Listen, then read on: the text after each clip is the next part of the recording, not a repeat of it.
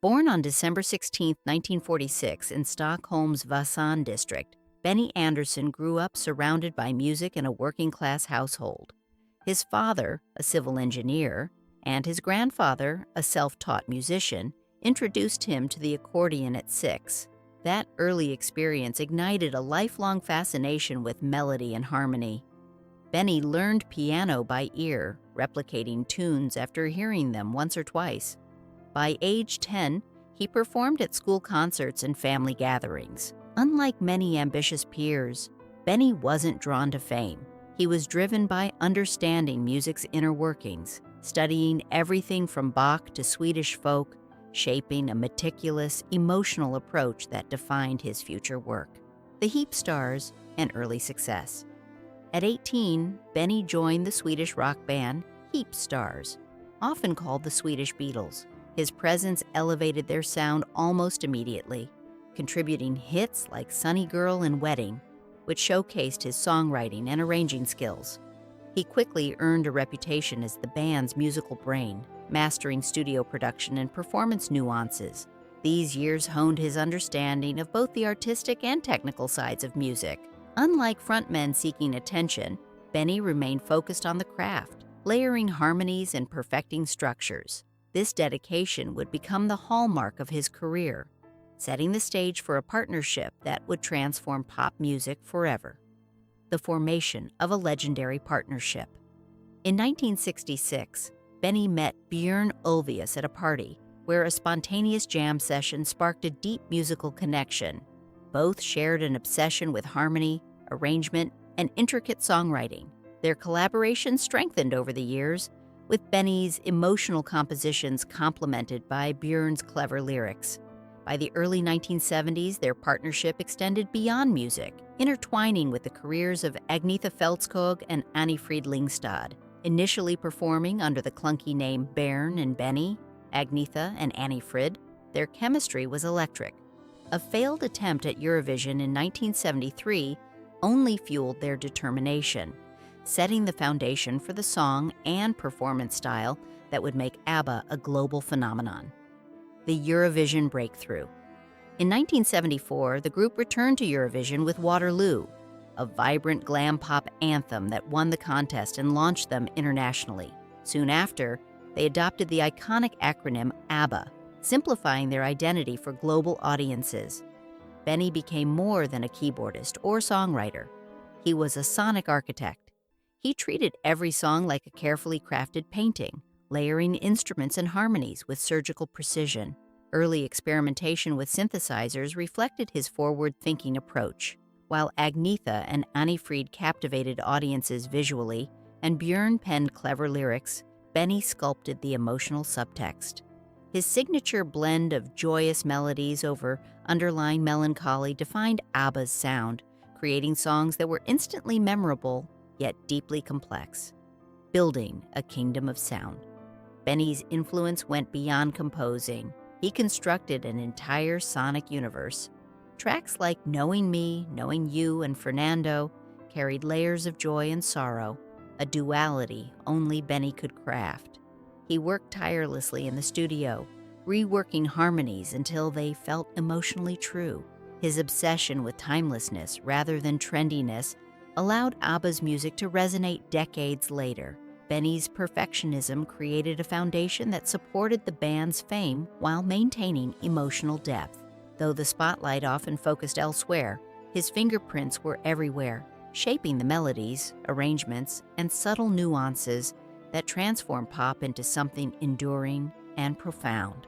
The unraveling begins. The late 1970s brought private turbulence beneath public success.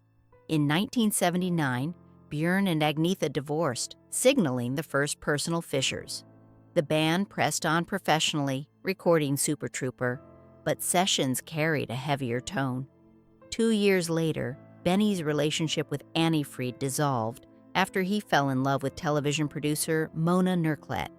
His perfectionism, vital in the studio, had made emotional connection at home challenging. These personal upheavals seeped into the music. The Visitors, 1981, reflected the growing emotional frost, with songs such as when all is said and done, carrying subtle but unmistakable pain beneath their polished surfaces. The silent departure. Unlike bands that dramatize breakups, ABBA simply faded from public view. Their last single, Under Attack, 1982, lacked the impact of earlier hits. There was no farewell tour, no final album announcement, just absence. For decades, fans speculated about the reasons: money, betrayal, or creative tension. In truth, the cause was exhaustion, confirmed decades later by Benny. Years of performing and maintaining an illusion of joy while personal lives collapsed left the group emotionally drained.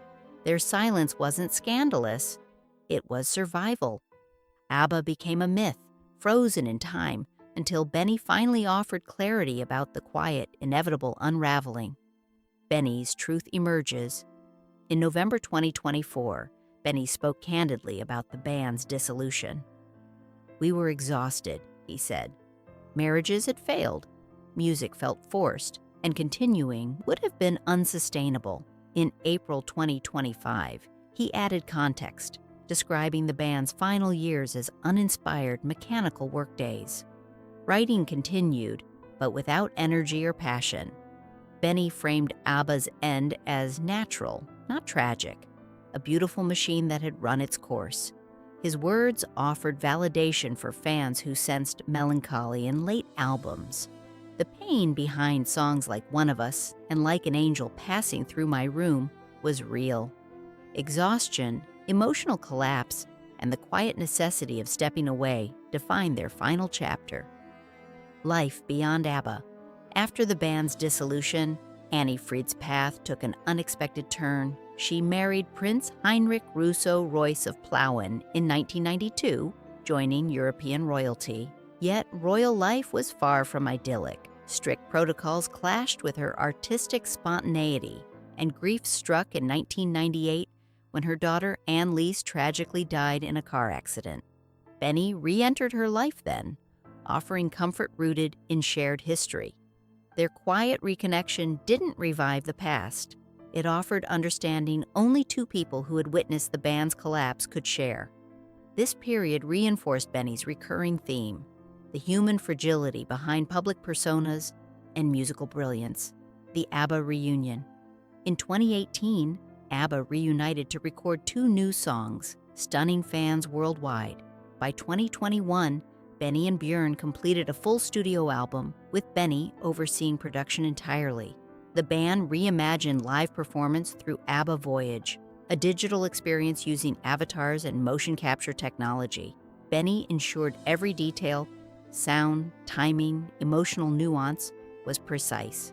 Traditional tours were declined in favor of this innovative approach. The avatars didn't just mimic ABBA, they transcended expectations, allowing fans to experience the band as emotionally alive, technically flawless, and timelessly present, echoing Benny's lifelong approach: music that communicates truth even when the creators remain unseen. The enduring legacy. ABBA's music resonates not because of glitter or spectacle, but because of its emotional authenticity.